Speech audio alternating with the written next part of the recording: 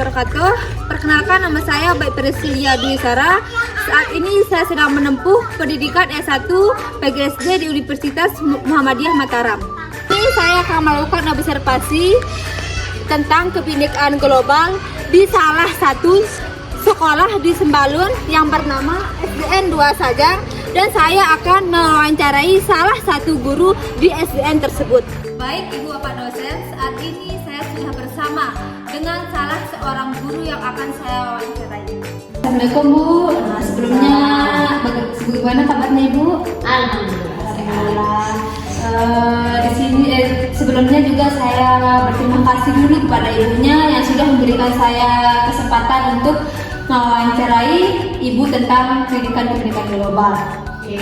Nah, di sini saya akan menanyakan tentang beberapa hal kebinekaan global. Lanjut aja Bu atau gimana dulu ini? Lanjut. Oke.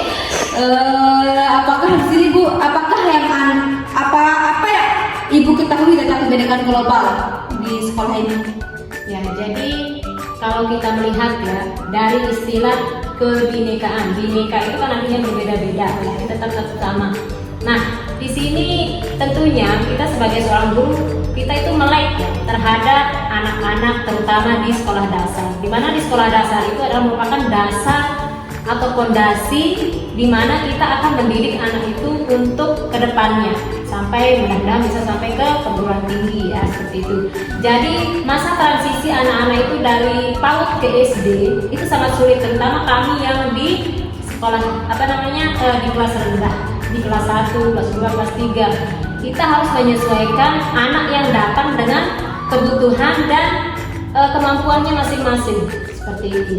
Jadi bagaimana kita bisa menerapkan pendidikan atau kebutuhan anak-anak itu sesuai dengan tingkat kemampuannya. Anak-anak itu datang dengan beragam kemampuan, beragam kebutuhan. Jadi disitulah kita menerapkan istilahnya pendidikan inklusif. Jadi anak-anak itu tidak bisa kita samakan satu dengan yang lain, karena anak-anak itu tidak ada yang bodoh, semuanya istimewa.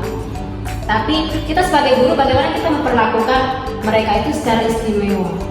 Nah, ada anak-anak yang memiliki energi lebih, jadi bagaimana kita mengarahkan mereka itu belajar, misalnya dengan melakukan permainan sambil belajar.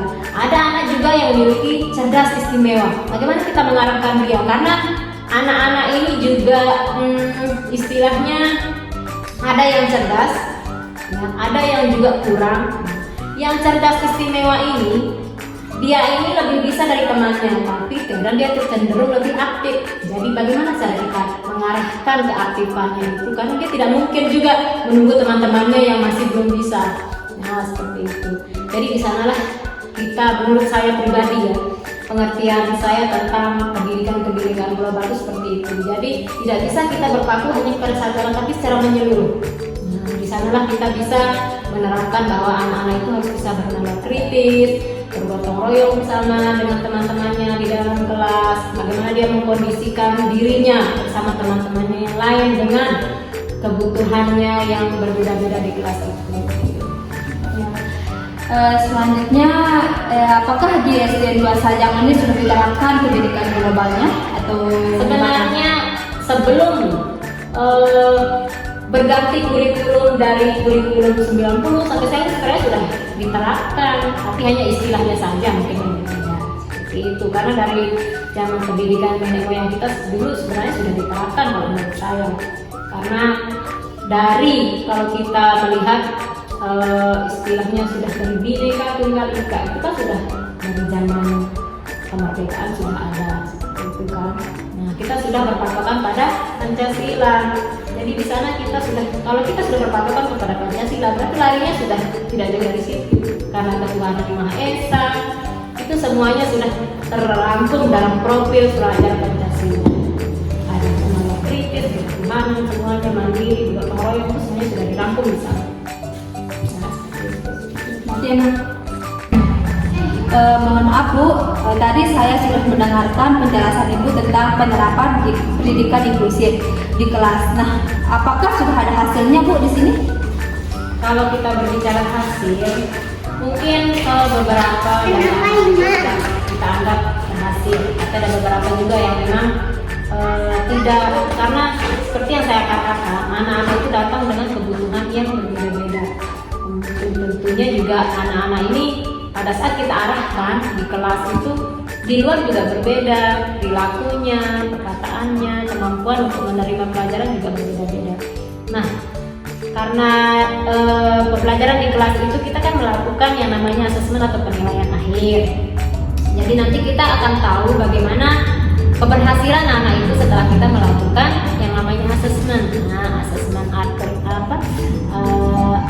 afirmasi di sana kita berikan berupa penghargaan, berupa sanjungan, itu juga merupakan suatu keberhasilan.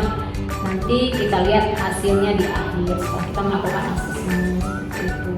Jadi pada saat pembagian raport atau bisa juga kita melakukan penilaian setiap hari, tapi ada juga penilaian mingguan, penilaian per bulan, dan di akhir semester seperti itu. Jadi kita bisa tahu perkembangan anak itu seperti apa dan kita membuat draft-draft observasi.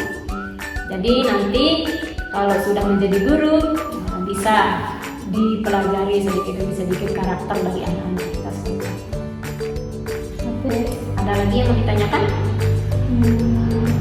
Mungkin sudah cukup? Sudah cukup, Bu. Dan saya berterima kasih banyak, saya sangat puas dengan jawaban-jawaban Ibu tadi. Ya. Terima kasih Semoga bisa banyak. membantu. Terima kasih banyak, Bu. Dan Assalamualaikum warahmatullahi wabarakatuh. Mohon maaf, Bu, tadi saya sudah mendengarkan penjelasan Ibu tentang penerapan pendidikan inklusif di kelas. Nah, apakah sudah ada hasilnya, Bu, di sini? Kalau kita berbicara hasil, mungkin beberapa kita anggap berhasil. Tapi ada beberapa juga yang memang tidak, karena seperti yang saya katakan, anak-anak itu datang dengan kebutuhan yang berbeda-beda. Tentunya juga anak-anak ini pada saat kita arahkan di kelas itu di luar juga berbeda, perilakunya, perkataannya, kemampuan untuk menerima pelajaran juga berbeda-beda. Nah, karena pembelajaran di kelas itu kita kan melakukan yang namanya asesmen atau penilaian akhir. Jadi nanti kita akan tahu bagaimana keberhasilan anak itu setelah kita melakukan yang namanya asesmen. Nah, asesmen afirmasi di sana kita berikan berupa penghargaan, berupa sanjungan, itu juga merupakan suatu keberhasilan. Nanti kita lihat hasilnya di akhir setelah kita melakukan asesmen seperti itu. Jadi pada saat pembagian raport atau bisa juga kita melakukan penilaian setiap hari, tapi ada juga penilaian mingguan, penilaian per bulan, dan di akhir semester seperti itu. Jadi kita bisa tahu perkembangan anak itu seperti apa dan kita membuat draft-draft observasi. Jadi nanti kalau sudah menjadi guru bisa dipelajari sedikit demi sedikit karakter dari anak-anak kita seperti itu. Oke. Ada lagi yang mau ditanyakan? Mungkin sudah cukup? Sudah cukup, Bu. Dan saya berterima kasih banyak, saya sangat puas dengan jawaban-jawaban Ibu tadi. Ya. Terima kasih Semoga bisa banyak. membantu. Terima kasih banyak, Bu. Dan Assalamualaikum warahmatullahi wabarakatuh. Waalaikumsalam.